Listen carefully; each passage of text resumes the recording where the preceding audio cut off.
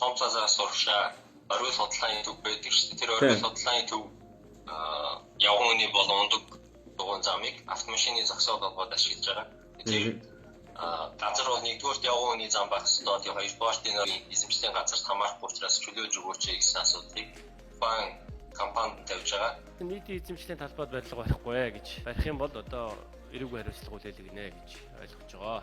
За тэгээд замаас одоо ядаж 20 м-ийн зайд барилга байшин баригдана. Тэрнээс л отгошоо газар олголт хийгдэхгүй.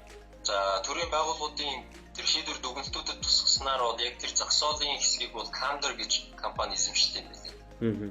Camder нэртэй компани Улсын хурлын гишүүн Ганбаатар гишүүний компани гэдэг байдлаар ярьдаг. Угаасаа энэ нөгөө оргил судалгааны төв Encanto хот гэдэг чинь бүгдээрээ тэр үнийг гэдэг байдлаар хүмүүс ярьдаг шүү. Яг өөрөө эзэмшдэг юм уу, хамааралгүй хүмүүс нь эзэмшдэг юм уу мэдэхгүй явж тэр үнийг гэдэг байдлаар мэдээлэл байдаг.